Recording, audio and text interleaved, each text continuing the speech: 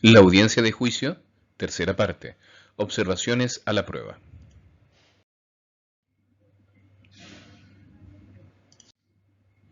En nuestro sistema de litigación oral encontramos dos instituciones que son muy similares, pero que tienen grandes diferencias.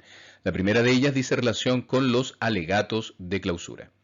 Los alegatos de clausura se encuentran regulados en el artículo 338 del Código Procesal Penal y respecto de ello lo que nos plantea en definitiva es que se trata de realizar las conclusiones respecto a todos los hechos y el derecho vertido respecto del caso. En ese sentido, la idea de los alegatos de apertura, con cuanto es una conclusión que se propone, se prepara desde el alegato de apertura. Vale decir, la clausura que yo voy a realizar en el proceso penal, yo ya la venía preparando desde el alegato de apertura, ya la tenía preparada. Al punto que en el alegato de apertura se realiza la promesa probatoria, vale decir, se indica cuál es mi narración de los hechos, cómo voy a acreditar cada una de las afirmaciones y en el alegato de clausura yo indico cómo acredité cada una de esas conclusiones y por lo tanto refuerzo la proposición fáctica realizada y respecto de ella hago la aplicación de la subsunción normativa de la parte del derecho que yo necesito que se analice por parte del tribunal. Cumple la promesa realizada respecto a los planteamientos del alegato de apertura. Contiene elementos en torno a los hechos y al derecho. Esto es relevante porque precisamente va a ser quizás la principal diferencia que tenemos en cuanto a las observaciones a la prueba. Por su parte, las observaciones de la prueba en materia de familia se encuentran reguladas en el artículo 64 de la Ley 19.968. Y esta dice en relación con conclusiones fácticas. La ley nos habla de observar la prueba, vale decir, con realizar, emitir opiniones, juicios lógicos, analizar lo presentado, pero exclusivamente respecto de la prueba aportada por las partes, tanto de la prueba que yo aporté como de la prueba aportada por la contraria y respecto de ello realizar las conclusiones. En ese sentido, la principal diferencia que surge entre el alegato de apertura y las observaciones a la prueba es que las observaciones de la prueba se limitan a analizar los elementos probatorios aportados por la parte en la etapa de confirmación y respecto de ello a extraer conclusiones de carácter fáctico, sin referirse a puntos relacionados con el derecho. En cuanto a estas observaciones o cómo formularlas, nuevamente Richard Ramsey nos va a indicar una serie de tips para efectos de tener preparadas nuestras observaciones a la prueba. Lo primero de ello es que nacen de la teoría del caso y se tienen desarrolladas antes de presentar la demanda.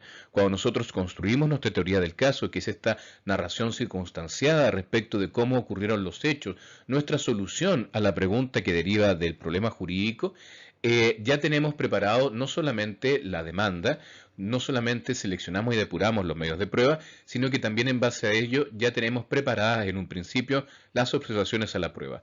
Ya sabemos cuáles van a ser los puntos de prueba que va a fijar el tribunal, conocemos cuáles van a ser los medios de prueba que nosotros vamos a aportar y por lo tanto sabemos qué hechos podemos o no tener por acreditados. Entonces respecto de ello, las observaciones a estos puntos de prueba ya se tienen preparadas en un borrador, por lo menos incluso antes de la presentación de la demanda.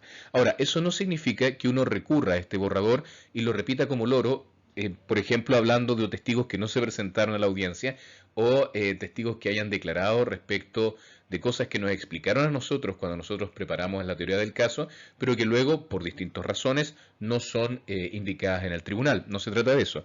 Se trata en definitiva de que nosotros este borrador lo vamos trabajando durante la secuela del juicio y lo vamos terminando de armar durante la audiencia de juicio propiamente tal. Respecto de esto, nosotros escuchamos a nuestros testigos, los testigos de la contraria, extraemos cuáles son las afirmaciones que nos sirven para efecto de concluir de nuestras conclusiones fácticas.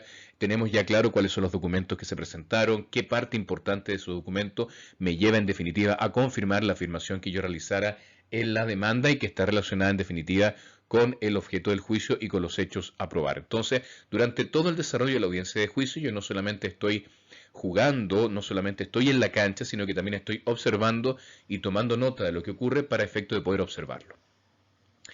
Y la forma de presentarlo dice relación con tener claro que lo que yo pretendo hablar, al ser una observación a la prueba, dice relación con los hechos a probar fijados por el tribunal en la audiencia preparatoria, ya que en definitiva mi observación a la prueba que yo realizo al final del proceso debe tener un orden. Y como esta observación de la prueba dice relación con elementos de convicción aportados para efecto de alcanzar cierto grado de convicción del tribunal respecto a los hechos pertinentes, sustanciales y controvertidos que éste consideró relevantes, es importante seguir el mismo orden en cuanto a la proposición de hechos controvertidos que realizó el tribunal en la audiencia preparatoria para efecto de entender si se dio por acreditado o no y cómo se acreditó en definitiva el punto que el tribunal plantea en duda. Y un elemento final que hay que tener en consideración para efecto de la preparación de las observaciones a la prueba es que ésta debe tener una duración máxima de 5 minutos. Distintos estudios de distintos niveles, sobre todo a nivel de neurociencia, nos plantean que la atención de un ser humano alcanza los 3 minutos. Ya fuera de eso, fuera de 3 minutos, ya no hay mucho que el tribunal nos vaya a escuchar. En este caso somos un poco más generosos y planteamos la idea de 5 minutos para tener un desarrollo de la idea completo. Pero más allá de 5 minutos es una observación a la prueba que se pierde en el tiempo.